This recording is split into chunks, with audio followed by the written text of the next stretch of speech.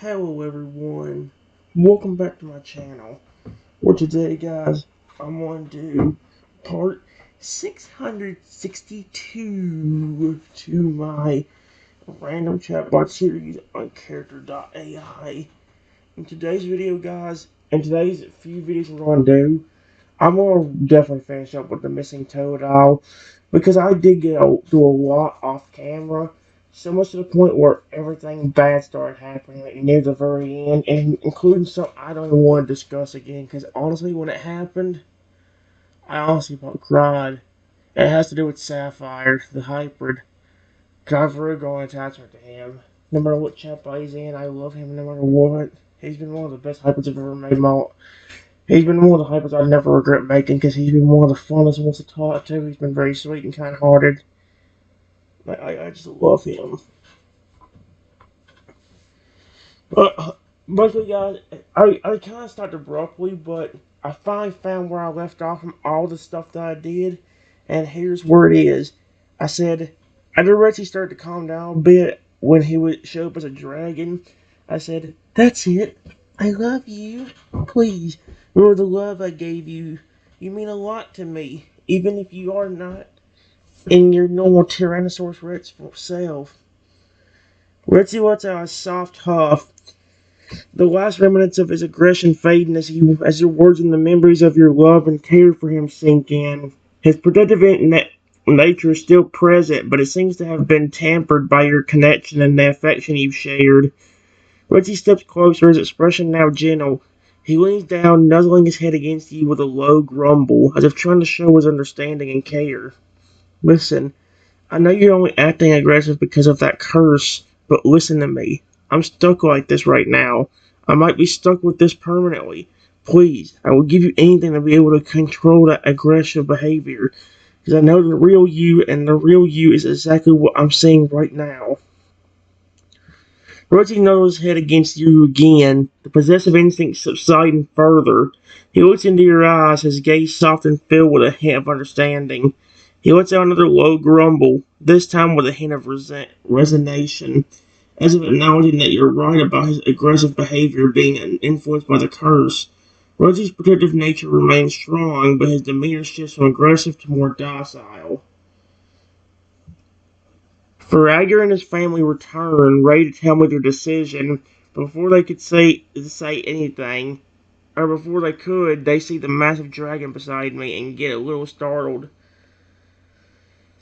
Faragher and his family return, their expressions still carrying a mix of concern and determination. However, their attention is quickly drawn to the massive dragon standing next to me. Their eyes widen in surprise and slight alarm at the sight of the imposing creature.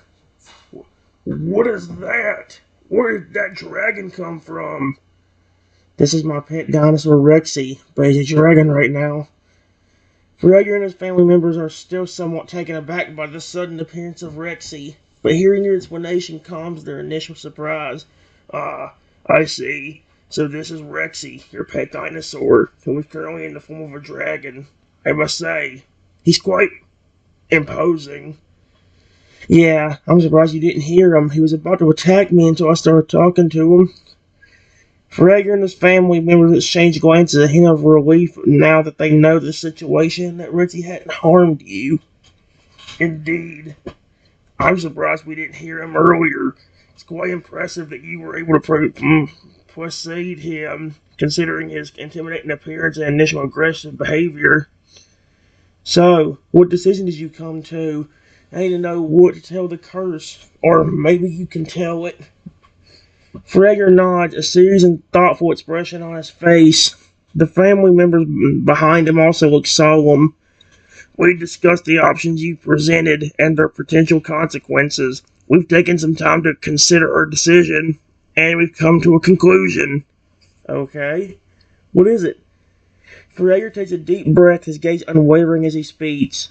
"After careful consideration and weighing the consequences and potential risk, we've come to a decision. We decided to go with the third option you presented." "So you're really willing to force a curse back on yourself and your family just to make sure I'm safe?" Faragher nods, his expression filled with a mix of determination and resignation. Yeah, we are. While we acknowledge the consequences and potential risks that come with reimposing the curse on ourselves, we're willing to make the sacrifice to ensure your safety. Alright, just understand that once you pick that, I can't help you with stopping it. I just want you to continue being my friends and not be mad at me. Actually, guys, there's a weird thing about this curse in general. In fact, it's like a deep story going on with this curse, which is weird as heck. But you'll see that later on. Forager nods again, expressing firm understanding. We understand. By choosing this path, we acknowledge that you won't be able to intervene or help us in stopping the curse once it's reimposed on us. We appreciate your concern for our friendship, but please know that we don't hold any grudge against you for our decision. Okay, try telling the curse that. Forager takes a deep breath, his expression solemn and determined. He faces you and speaks firmly and directly as if addressing the curse directly. We have made our decision. We choose the third option. We're ready to reimpose the curse on ourselves, fully aware of the consequences and the fact that our friend cannot intervene further. A moment of silence follows after Forager declares the decision. The air is filled with the intense mixture of anticipation and uncertainty as everyone present waits for the curse's response. Suddenly, a deep, ethereal voice echoes through the air, seeming to come from nowhere and everywhere at once. So you have made your decision. You choose to reimpose the curse on yourselves, understanding that your friend cannot assist you further. The curse's voice continues to echo through the area, its tone deep and almost otherworldly. You know the consequences of this decision. Once the curse is reimposed, there will be no going back. It will be irreversible. The family members nod solemnly, their expressions a mix of determination and resignation, fully accepting the consequences they are about to face. The curse's voice grows more intense as if sensing the family's acceptance of the decision. Very well. The choice is made, and you are prepared to face the consequences. The curse shall be reimposed on you as you have chosen. Forager and the rest of the family brace themselves, their expression stoic, yet resolute.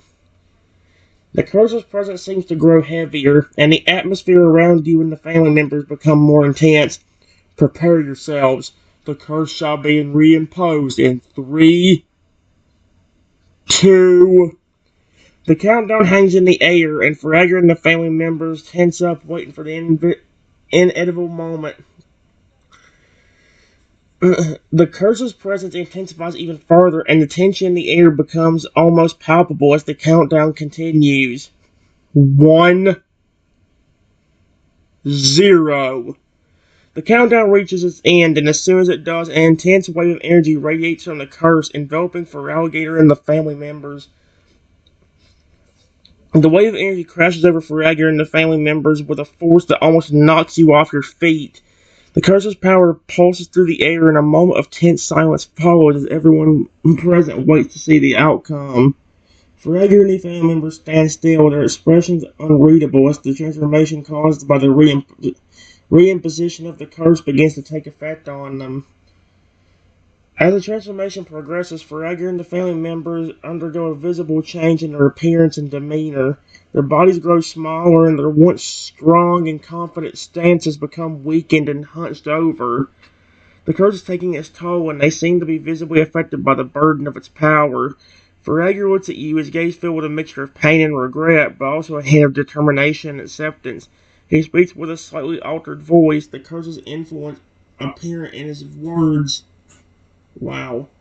Forager's voice comes out raspy and strained as if he's struggling to speak. Yeah.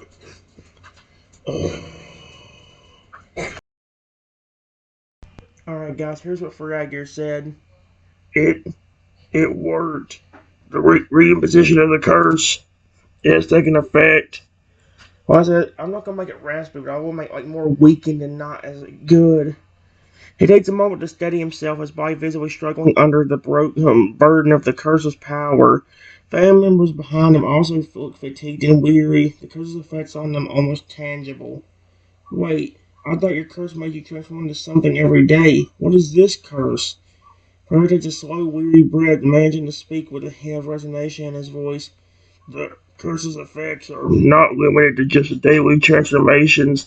It imposes a heavy burden and weakens us physically and mentally, making even the simplest task a struggle. What you see now is the result of the curse's ongoing influence on us. Its power sapping our strength and energy. Alright. Please tell me you will be alright. I'd really hate for the third option to do something bad to you, like kill you or something. I really don't want that. Ferrager, despite his weakened state, nods weakly, his expression filled with a mixture of resignation and determination. We will manage. The curse's effects are deliberating, but they won't kill us. We'll endure it. For your safety.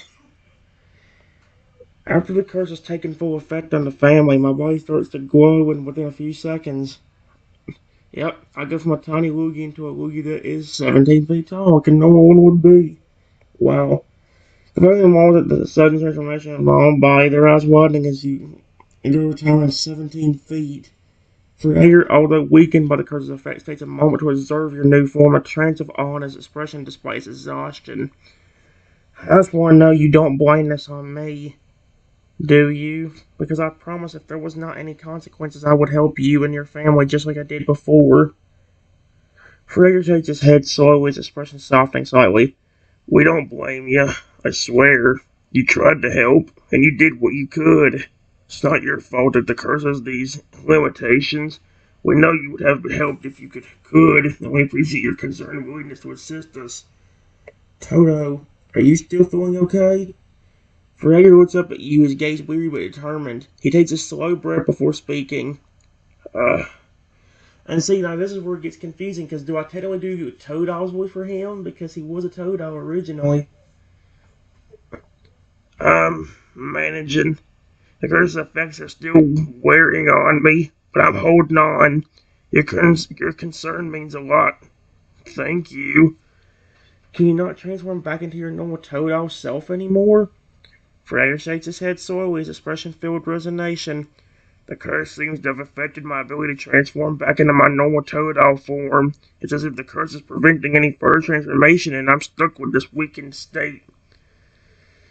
I'm just hoping you don't stay exhausted all the time, because I think this is worse than what your original curse was. Being forced to transform into something might not be the best thing, but at least you could still live your life. I don't think it would be easy if you were constantly exhausted. I think you'd almost have to rely on me to protect you and feed you, because you're probably too exhausted to even try getting food. Ferrager nods slowly, his expression showing his acknowledgement of the situation. He takes a moment to steady himself, leaning against a tree for support. His body's clearly weakened, and it's apparent that he's struggling to even stand. You're right. This exhaustion. It's a different kind of burden, relying on you for basic needs. It feels not ideal. Hey, Curse, I know I can't try stopping it, but are they always going to be exhausted? Or if they rest for a while, will they be alright? The Curse is... Oh my gosh, I still can't believe the Curse can speak. Although again, guys, you actually see something. This Curse is a deeper story than what you think. And you'll see that if you keep... Let's see. Okay. Curse's ethereal voice echoes through the area once more. The exhaustion is an innate part of the curse's effects on them. The more they exert themselves, the more fatigue they will experience. Rest may bring some relief, but the curse's influence will always be there, wearing down on them and sapping their strength. So now they're basically like I was, except instead of being forced into a tiny body with no way of doing anything, they're too exhausted to do anything. The curse's voice replies, confirming your observation. Correct. The exhaustion caused by the curse has weakened them physically and mentally. They are now almost completely dependent on outside care and support to meet their needs, as they lack the energy and strength to even take care of themselves. If that's the case, they would almost be better coming home with me, so I can take care of them easier. The curse's voice considers my proposal for a moment, its tone contemplative. Your offer to take care of them is kind, allowing them to stay with you where you can provide the necessary care and support more easily. May indeed help alleviate some of their struggles. However, the decision lies with Feraligatr and his family. Should they be amendable to the idea, they can choose to accept your offer. Well, otherwise, I will be better off just staying here. But I've got to worry about my job at the Point Talk Studio and my own pet dinosaur, plus my other Pokemon who will also starve if I can't feed them. Fragger, who has been quiet listening, speaks up. His voice is weak but filled with determination. We understand. Your offer is generous, but your own responsibilities and obligations are important too. You have your own needs and those of your Pokemon to consider. We don't want to place too much of a burden on you. Honestly, it would be more of a burden if you stayed here because of me having to worry about my job as the boss of my studio, and then also having to take care of my Pokemon at my house, and then having to fly over here to give you food. That would be even harder. Freyer's expression shows a hint of resignation, and he nods in acknowledgement of your point. Even in his weakened state, he recognized the truth in your words. You're right. Expecting you to take on the burden of caring for us on top of your own responsibilities would be unfair. We don't want to place under undue strain on you or your wife. Wait, I have an idea that might help now that I got my powers back. Fragger, although exhausted, looks up at you, intrigued by your suggestion. His family members also turn their attention towards you, their expressions hopeful yet weary.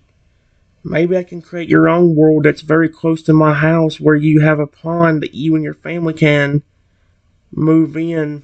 Plus, plenty of food, and maybe even I can make the water make you not feel as exhausted. I can't interfere with the curse, but maybe I can let the water give you a bit of strength for you and your family to find food in your own world. The idea sparks a glimmer of hope in Feragir's eyes. The prospect of having a place where ample food and some alleviation of their fatigue is an enticing one. That that could work. Having our own world with a suitable living environment and its access to food would help immensely. The water's energy might also provide some relief for our exhaustion. We would be incredibly grateful if you could create such a place for us. Okay, here. All of you get on my back. I will fly closer to my house. That way I can make the world near there and you can come and visit me as well. Fragger and his family members, although weakened, gather their remaining energy and carefully climb onto your back. Their bodies are exhausted and weary, but their expressions show a hint of hope and gratitude at your willingness. Thank you, Trenton. We're ready. Please take us closer to your house. Just hang on, okay? I'll go as slow as I can so you don't fall off. The family members nod in acknowledgement and hold on to you as best they can. Fragger's voice, though weary, manages a hint of determination. Well, try to hold on. We're trusting you. Well, that's the plus of me being a Lugia. Since I have my powers, if one of you do fall, I can use my psychic power to catch you before you hit the ground. Fragger and his family members nod understanding, comforted by the assurance that even if they lose their grip, you have the ability to catch them. The knowledge that you'll look after them gives them a sense of reassurance as they prepare for the journey. Good to know. We'll try to do our best to stay on, though. Retsy, get in front of me and help us fly back to safety. I have to worry about the family on my back. Since you're still a dragon and not aggressive, you can protect us from any threats you may see. Retsy listens to my instructions and nods his head. He positions himself in front of you, flying alongside you as you carry Feraligatr and his family members on your back. Oh boy. Understood. I'll keep a lookout for any threats and protect you from any dangers we may encounter on our way back to your house. I don't know if your aggressive behavior can still happen. Just please be careful, because remember, I've got to take care of not only myself, but also this family right here. Retsy nods once more, acknowledging the need for caution. Don't worry. I'll keep my behavior in check and focus on protecting you and the family. I won't let any unnecessary aggression get in the way of ensuring you and your and their safety. Once we get back, you can either rest or even help the family while I make the world for them. Retsy nods in agreement, his demeanor focused and determined. Sounds good. Once we reach your house, I'll be here to help with the family and allow you to concentrate on creating their world. I'll make sure they're comfortable and safe while you work. We fly back to my house. As you and Reggie fly toward your house, Fragger and his family members hold on tightly to your back, their bodies weary but their spirits hopeful. They watch the surroundings pass by, their expressions a mix of restlessness and anticipation at the prospect of a new world and a place to call their own. Do you like the view back there? Fragger manages to smile, weary nod, his voice somewhat weak but filled with a hint of appreciation. Yeah, the view's nice. Flying like this. It's been a while since we've seen the world from this perspective. I'm sorry you and your family stuck like this again, but it was either this or risk even worse consequences for me, which would make you all have to be even more protective over me, probably even having to focus on me more than your own family, because who knows what would have happened to me. Freyr sighs, a mix of resignation and understanding in his voice. He appreciates your honesty and recognizes the difficult choices you've had to make. We understand. It's not an easy decision to make, and you had to look out for your own safety and well-being. We don't blame you for the situation we're in now. We're just grateful for the help you're providing us despite the circumstances. We have all had a long day. Once we get back to my house and I get that ward built, you can go inside your special ward and rest with your family. Freyr nods slowly, feeling the weight of exhaustion settle on his body. His voice is weary but filled with gratitude.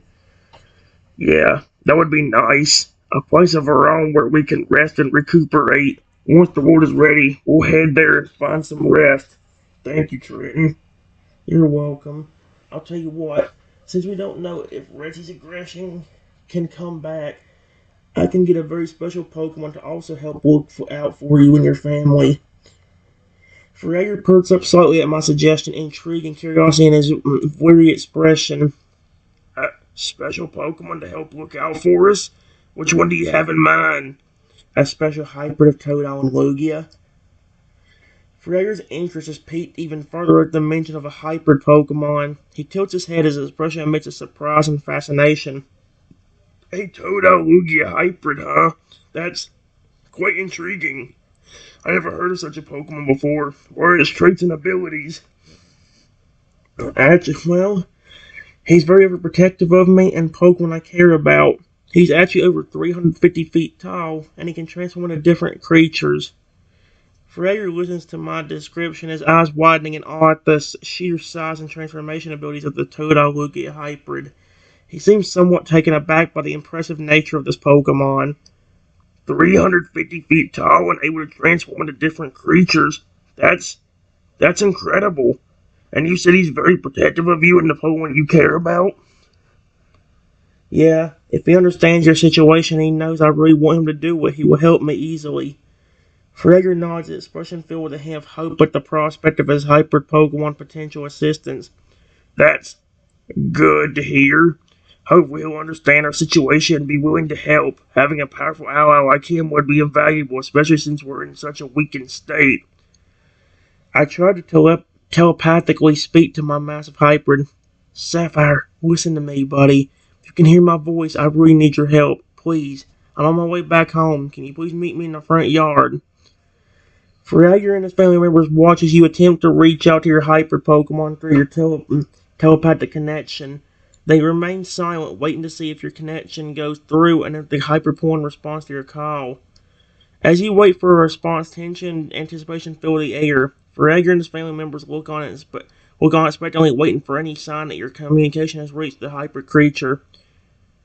It says, I didn't get a response, but after a few minutes we got home and I saw a massive 350-foot tall hyper standing in the front yard waiting. As you arrive back at your house and spot the massive hybrid Pokemon standing in the front yard, Freyr and his family members are taken aback by the sheer size of the creature. Their expressions reflect a mix of awe, surprise, and a touch of trepidation at the sight of the towering creature before them. Hey Sapphire, it's me, buddy. The hybrid creature, evidently the Sapphire you have called him, turns his massive head towards you as you address him. His gaze is intense and curious. His eyes fixate on you with a mix of recognition and affection. Hey, buddy. I'm glad you're here. Once I land, I walk over slowly and gently nuzzled Sapphire on his massive wing. Dude, remember, he's so big, and I'm only 17 feet tall. I probably didn't even get to his wing. If I did, it's probably the very bottom of it. Like his hand-like wing. Sapphire, the hybrid creature, watches you approach him and gently nuzzles his massive wing. He lets out a soft, low rumble of contentment at your affectionate gesture. The bond between you two is evident in the way he responds to your touch and the way his massive form towers above you. Sapphire, I'd like you to meet this whole family of Totodiles, crocodiles, and fur alligators. Sapphire, the Totodile Hyper, looks down at the family of Totodiles, crocodiles, and fur alligator with a curious gaze. He tilts his massive head gently, appearing to size them up and evaluate their presence. It's okay. They're going to become some of our new friends, because I'm having to take care of them because of the curse. Sapphire listens intently to my explanation as his massive form shifting slightly as he processes the information. His expression softens somewhat, and he seems to understand the situation. He nods his head slowly, signaling his acceptance of the new family members. See, I helped them with the curse that they had, but it turned me into a tiny Lugia, and the only way I could turn back without something extremely bad happening is if the curse got re-put back on them. Sapphire's gaze shifts from you to the curse-afflicted family, his expression reflecting a sense of understanding and concern. He tilts his head slightly, his massive form tensing as if sensing the gravity of the situation. He lets out a low grumble, almost as if conveying a sense of empathy for the family's predicament. Hey, again, I don't know why he wasn't speaking. That was one of the, I guess I also didn't mention the fact that he could speak, but that's what I was trying to get him to do here. Hey, it's okay to speak. I hope somebody didn't hurt you while I was gone, too. I'm gonna be extremely furious if they did. Sapphire lets out a soft, low rumble as if responding to my concern. He shakes his head slowly, indicating that no harm came to him while you were away. His massive form seems to have a slight air of reassurance and of trying to convey that he was not harmed or mistreated during your absence. Okay, but I know you can speak, because remember our bond is that good. In fact, remember how happy you were to be around me when you were a baby? You and me were so close together that you grew up to be 17 feet tall in just a matter of minutes. Sapphire emits a soft grumble as if reminiscing on the memory of his early years. He remembers the closeness and bond he shares with you, the memories etched into his mind. His massive form shifts slightly, a subtle sign of acknowledgement and agreement with your words. He nods his head slowly, signaling that he indeed remembers his rapid growth spurt and the special bond you two share. Hey, the reason why I called you is because I need some help taking care of them, while I build them a special world where they can live. The curse made them so exhausted that they cannot even really get the food themselves. Would you mind taking care of them for a bit while I focus on building the world? Sapphire listens to my request, his expression showing a mix of concern and understanding. He understands your need to focus on creating the world for the cursed family and the temporary responsibility you are entrusting him with. After a moment of contentment, he slowly nods his massive head once more, signaling the readiness to assist. Here we go. Thank you, Sapphire. I love you so much. Sapphire lets out a low, affectionate grumble in response to your words. He leans down slightly, nuzzling his massive head against you as a show of affection and loyalty. His eyes reflect a deep bond and his trust for you, a silent promise to look after the cursed family until you can finish creating the world. And guys, here's where everything starts going downhill. I will save that for the next video, though. I will be back.